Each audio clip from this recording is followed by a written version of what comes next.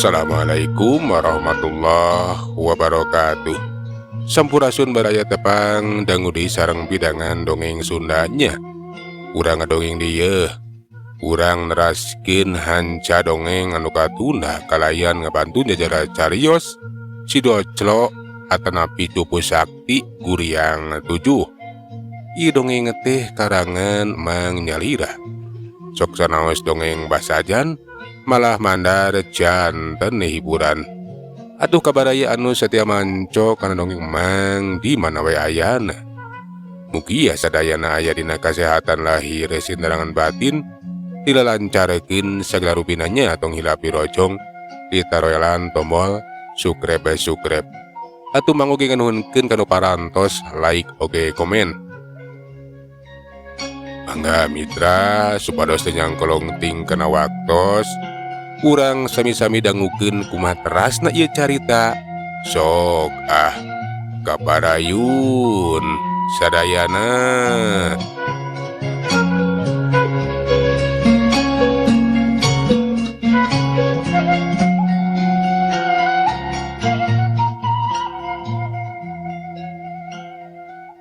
Ciat atuh tada sia jelema sabotong beunang Kituna teh bari ngadorongkeun kadua leungeunna ka hareup.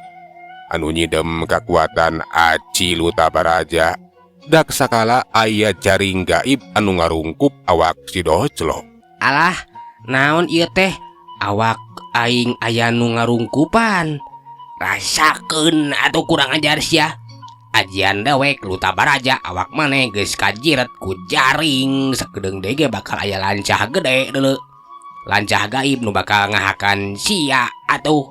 Bener we teu ku ngesirila katampo ku si doclo mah aya lancah raksasa ngadeuketan. Eta lancah teh mangrupa lancah ti alam gaib anu ngan ukur katempo ku Den Suta jeung si doclo wungkul anu bakal jadi korban eta lancah raksasa. Nampo lancah nu sakitu gedena si doclo teh henteu rewas komosieun. Tetep tenang we bari museurekeun kakuatanana. Awak si doclo anu geus karungkup ku jaring gaib teh katempo jadi ruhai. Jika beusi tas dibeuleum, atuh awak anu tadina kaciret ku jaring teh ngadadak bebas. Jaring ngadadak kahuru ku seuneu, brut paregat leupas tina cangkreman eta jaring.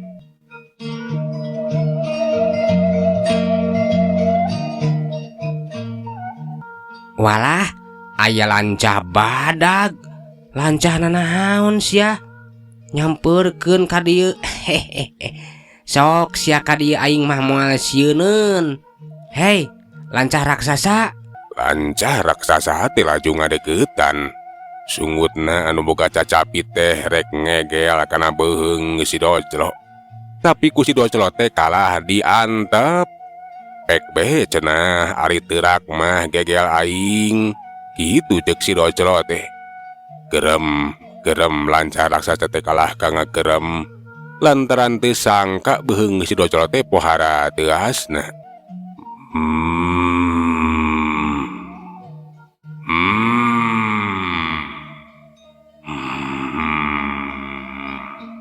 Kunaon sia teh? Kalah ka guram gerem kapan sia teh lancah lain maung. Aya oge lancah maung, tapi tara ari ngagerem mah dasar sia mah lancah jurig. Sok gegel ari bisa mah. Eta lancah teh atuh ngalesotkeun cangkremanana kana beuheung si doclo. Lantaran geus ngarasa capek teteh lah anu digegeana teh. Euas katempo kiwari mah lancah teh undur-unduran. Geus kitu mangabalikeun awakna. Tina buntutna teh kaluar jaring anu ngarungkup awak si doclo dibeulitan we ku ramat lancah. Tapi eta usaha si rancah raksasa teh gagal. Kulantaran ramat lancah anu ngabeulitan awak si doclo teh brut paregat we. Lantaran awak si doclo teh jadi huru ngempur ka huru ku seuneu. Mireungeun musuhna gagasak ti mandraguna. Eta lancah ti alam gaib teh laju ngiles we atuh leungit tanpa lebih ilang tanpa karana.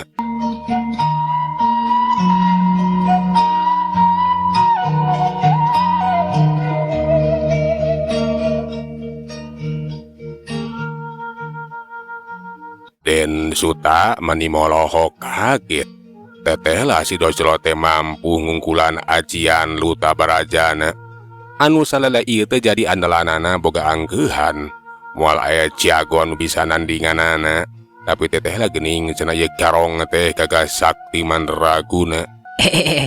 Kunaon euy, maneh Suta kalaka hok cai.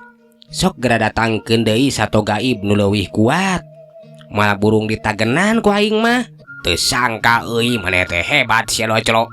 Bisa ngungkulan ajian Luta Baraja dewek. Aduh, lamun kitu mah dewek teh arek lumpat. Aduh kabur. Eta Den Suta teh geus teu untupan namun kudu neruskeun di tarungna. Milih ngejat we lumpat kabur ninggalkeun pakalangan.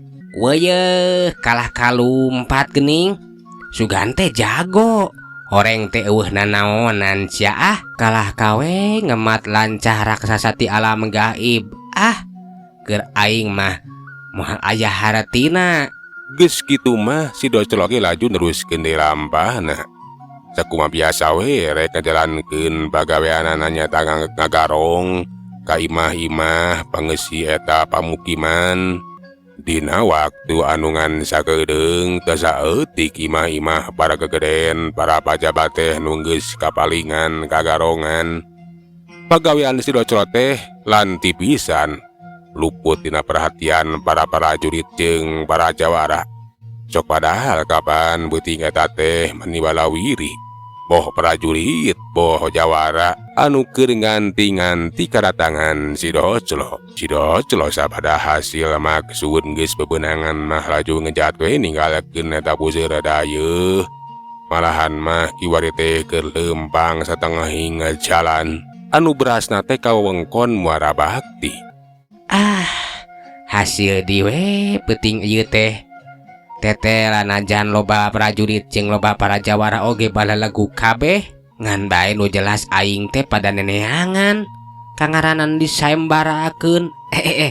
Tapi keun lah ku aing mah bakal disinghareupan moal sieun. Ayeuna mah leuwih hade ngabagikeun lah ieu hasil ye. Hasil menang Bapak Dog teh. Urang bikeunan ka urang lembur. Kituna teh laju we atuh ngajugjug ka pilemburan. Memeh mulang ka padumukanna teh arek ngabagikeun heula cenah hasil Bapak Dog rampogna.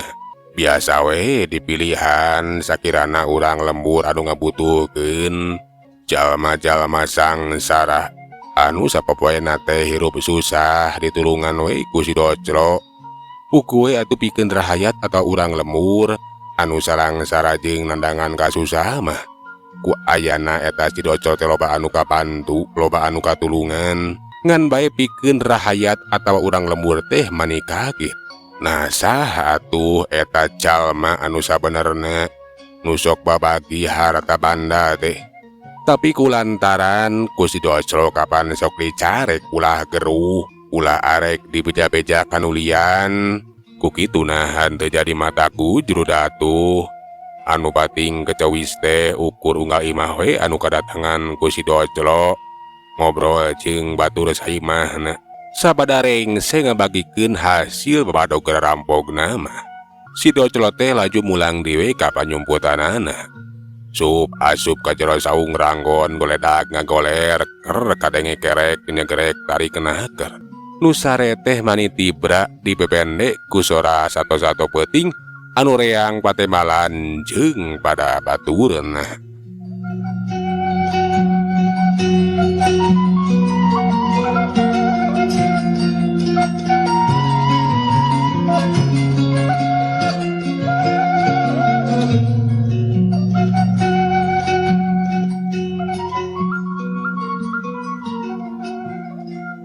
Mitra kaum dangu ayeuna mah urang ngacaturkeun we tu isukna. Kira-kira wan cilingsir kasih si walungan di wewengkon Muara Bakti teh aya nu daratang. Jelas nu datang teh tiru urang jalma katempo saurang lalaki anu geus aya umuran make baju sarwa bodas. Ditaluturkeun ku dua urang baturna awewe jeung lalaki. Nilik tina umurna masih keneh ngalora keneh. Ari eta nu tiluan teh Tayalian ti Kibiot Rongge nu dijajabkeun ku Radea jeung Kinanti. Jadi di dieu nya tempat tumuk matuna eta si Doclot teh Laras Ki dipalih dieu. Da baset oge pendakna teh di dieu. Nya Ki, urang pilarian we atau urang antosan lah. Da pasti moal tebih ti dieu cicingna ge.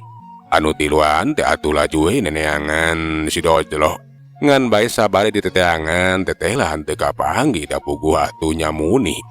Si Doclot cicing di saung ranggon ditangkal kai anu kasida jangkungna. Teteh lah geuning eueuh di dieu. Nu benar eta Radea Kinanti. Ulah arek ngabohongan ka kula. Ampun Baralun Ki. Teu wantun ngabohongan ka Ki Buyut. Laras, si Doclot teh memang dumuk matuh di ieu patempatan. Anyangan bae di kaman atunya. Anya Ki, ambi teu wantun ngabohong ka Ki Buyut. Urang antosan we Ki tangtos. Si Doclot teh bakal kapendak. Sedengkeun si Doclot anu keur di teteanganna teh. Kita tadi oge merhatikeun we ti saung ranggon. Teteh lah geuning cenah eta si Radea jeung Kinanti teh aya daratang deui. Malahan dianteur ku saurang lalaki anu geus aya umuran. Nah saha cenah eta aki-aki teh. Nilik tina kaayana mah lain jago sambarangan. Anu jelas eta jalma teh pasti bakal nyangkala ka si Doclot. Baralik deui geuning eta si Kinanti jeung si Radea teh. Malahan mah beut dibarengan ku eta aki-aki. Nah saet aki-aki tehnya beut daek. Eta ngagugulukeun kahayangna si Kinanti jeung si Radea. Nu pasti bakal nyangkalak aing. Keun sia. Pasti marahna teh keur neneangan. Ku aing mah bakal ditembongan. Keun sia bakal diheureuyan heula. Kituna teh teh kanyahoan. Si Doclot turun tina luhur tangkal kai awakna ngalayang tiga kapasan teu nimbulkeun sora. Curelat gajeleng. Kiwari manggeus aya di walungan. Bari tekung sila kadenge si Doclot teh cacarita ditujukeun ka nu tiluan sorana manihan daruan da puguh make getaran kakuatan tenaga jero. Hei maraneh anu tiluan, pasti maraneh teh keur neneangan aingnya. Aing mah di dieu yeuh di walungan euy. Puguh we atuh Ki Buyut Rongge. Kinanti jeung Radea teh mani curingak. Iye geuningan di walungan eta corana mah euy. Ngageroan ka urang tiluan. Nya Ki, teteh geuning si Doclot teh di walungan. Hayu urang sampeurkeun. Nya Ki, urang sampeurkeun. Nya hayu bisi kabur. Atuh tiluan teh pating corelat we muru ka walungan. Barang tepi ka sisi walungan, muru ka sumber sora. Teteh lah di eta walungan teh eueuh sasaha. Ai kamana manggeluk teh jelas sorana mati lebah dieu. Nya kaman atuh si Doclot teh jelas sorana mati lebah dieu. Basa nu tiluan keur culang cileung we merhatikeun ka sabudureunna tempat-tempatan. Katempo di luhur cai teh aya nu pating buluk-buk. Ai nanaon itu nu pating buluk-buk teh nya. Moal kitu aya kuya mah. Mohon Ki Buyut. Nah naonnya itu nu pating buluk-buk teh. Kaman atuh si Doclot teh nya. Nya sapiraku ari si Doclot mah teuleum kana jero cai nya Kang. Cai anu pating buluk-buk pating barak-bak teh kiwarit mah leungit. Ngeng kadenge sora si Doclot ti luhur tangkal kai. Keur naraon maraneh teh tengah-tengok kawalungan. Da aing mah aya di dieu yeuh. Meh bareng nu tiluan teh laju tatanggahan ka luhur tangkal kai. Ngan bae aneh barang ditempo mah ka luhur tangkal kai teh lah. Eueuh sasaha. Nah kamana atuh cenah nu bieu ngomong teh jelas ora si Doclot. Kurang ajar teh lah si Doclot teh keur ngulinkeun urang yeuh. Teu bisa diantepkeun. Laras Ki Buyut. Teteh lah si Doclot teh parantos ngulinkeun urang tiluan. Ki Buyut kerasa enggana nguningakeun di mana eta si Doclo. Si Doclo kerasa enggana ditindak Ki. Kituna teh laju we atuh Ki Buyut rongge teh museurekeun pangrunguna. Ngadedengekeun cenah di mana eta si Doclo teh. Tapi aneh. Sakitu dipuseurekeun pangrunguna teh kadenge sora-soran anu aneh. Jelas si Doclo teh gerakana estuning hanteu nimbulkeun sora. Tapi lain oge Ki Buyut rongge atuh jago kolot nu geus weureuseuh asa ku pangalaman, luhung ku elmu cembar ku panalar, lamun hanteu bisa nganyahoankeun musuhna. Gentak Ki Buyut rongge teh museurekeun mata batina. Berai katempo si Doclo teh kerucang anggewe di luhur tangkal kain nu teu pati jauh ti eta patempatan. Kurang ajar teteh lah eta Bang Keluk teh geus ngulinkeun urang tiluan. Ayeuna kerucang angge dina tangkal kain nu teu jauh ti dieu. Ngan hebat si Doclo teh. Gerakanna estuning luar biasa. Ayo urang kabelah ditu tuh. Kalebah tangkal itu, kituna teh bari nuduhkeun kana tangkal kai anu hanteu pati jauh ti eta patempatan. Laju we atuh Ki Buyut rongge diteluturkeun ku Kinanti jeung Radea. Basa si Doclo arek mindah tempat. Sacerelat Buyut rongge teh nyusul ngudag jirim si Doclo kalayang. Dua jirim bating kalayang dina luhur tangkal kai crek. Duana teh napak dina dadahan kai. Dua jirim kiwari geus adu hareupan. Hihihihihi. Reka mana Doclo? Ulah kabur. Yeuh, kula si rongge datang ka dieu teh ngahajar rek nyangkalak ilaing euy. Hebat oge euy maneh teh Ki. Bisa nganyahoankeun lamun aing teh cicing di dieu. Bener. Jadi ngaran maneh teh Ki Rongge nya. Teu salah ngaran kula teh katelahna Ki Buyut rongge. Kula jauh-jauh datang ka dieu. Oh, nya ti Gunung Aseupan nu aya di Pulau Sari teh rek nyangkalak si laing. Anu cenah garong anu disaembarakeun ku urang karaton. Ku pihak karajaan bener euy. Bener. Uing teh anu disaembarakeun. Jadi Ki Buyut teh miluan kana saembaranya. Alah kabita ku hadiahna meureunannya. Jauh-jauh oge mani di jugjug, anggang-anggang ge mani di teang. Terus terang kula mah lain kabita ku hadiahna euy. Lantaran kula mah geus teresep ku haliah dunya. Sarida ieu ge geus ngumpi diri we ngajauhkeun di dunya luar. Kula katarik ku kahebatan ilaing cenah. Anu sakti mandraguna. Can aya nu mampu ngelehkeun. Hihihi. Ku kituna kula teh jadi panasaran hayang ngabuktikeun. Nah nya maneh teh sakti mandraguna. Jadi Ki Buyut mah datang ka dieu teh kajurung ku kapanasarannya ka kuring. Teu naon lah. Nya puguh ge acan aya jalma saurang-urang acan boh ti pihak karajaan. Boh anu mariluan saembara. Eueuh anu mampu nyangkalak kuring. Kabeh ge biye. Sok atuh sugan susuganan Ki Buyut mah bisa ngelehkeun kuring. Nya ayeuna mah urang coba we. Urang ijen jajaten. Urang ngadu kasaktian. Sok derlah. Ari arek ijen jajaten jeung kuring mah burung dilawanan Ki Buyut. Sok gra maju. Hade taya bayana. Ayeuna urang mimitian Doclo. Cerelat kalayang awak Buyut rongge teh ngalayang narajang ka si Doclo.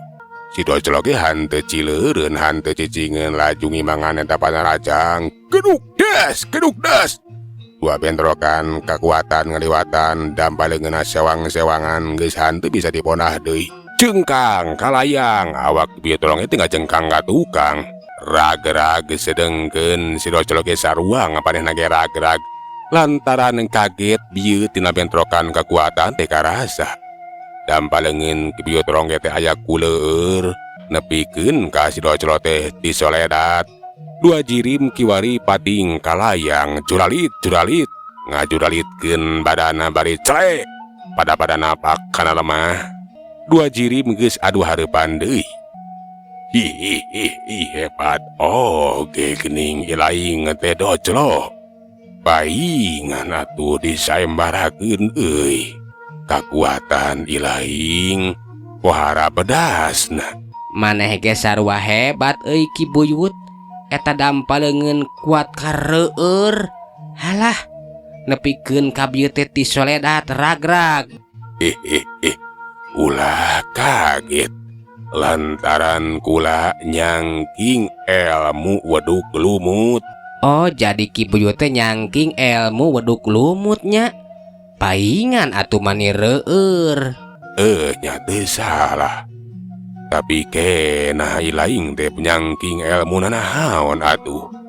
Eta tenaga kuat kabedas kitu. Bising Ki Buyut hayang nyaho. Ilmu anu dicangking ku kuring mah nyaeta ilmu balagadona.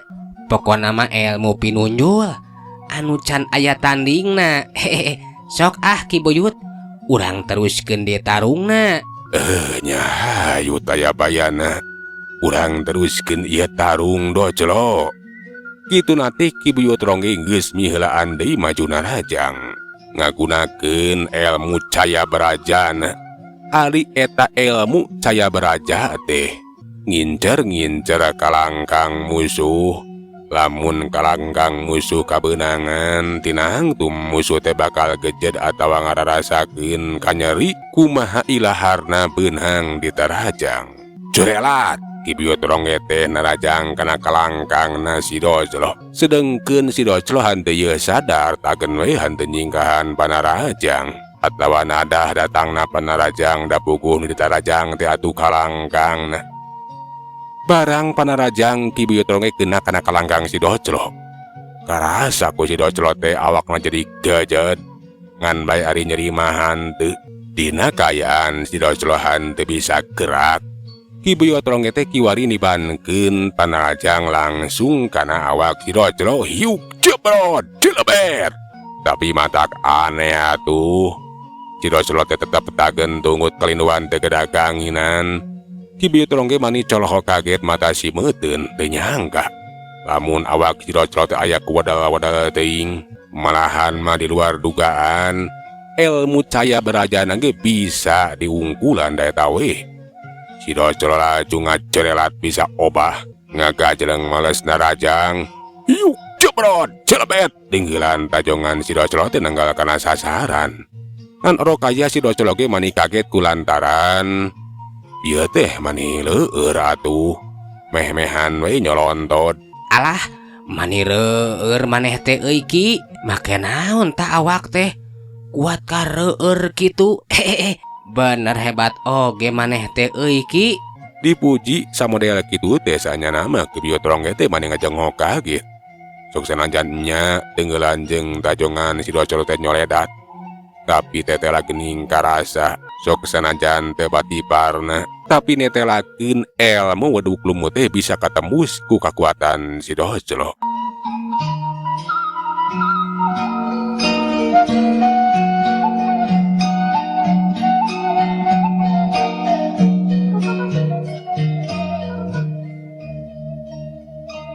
Desangka ieu si doclo teh sakti mandraguna. Kakuatan weduk lumut aing teh bisa ditembus. Cacak-cacak lamun teu dilapis ku kakuatan weduk lumut mah dinang tu aing teh bakal cilaka. Kunaon Ki? Kalah ka ngahulang kitu. Hasok urang teruskeun di tarungna.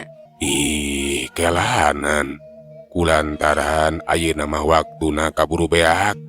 Keun we, urang teruskeun diisukan. Euleuh mitra. Paktosna geuning parantos teh nyekapan cenah. Sagala urang tuna jajara carita si doclo cukup sakti guriang 7 dugi ka dieu. Urang teraskeun dina seri anu salajengna. Manganunkeun tina sadaya perhatosanana hapuntenna tina sadaya kakiranganana nya mang undur. Assalamualaikum warahmatullahi wabarakatuh. Cak.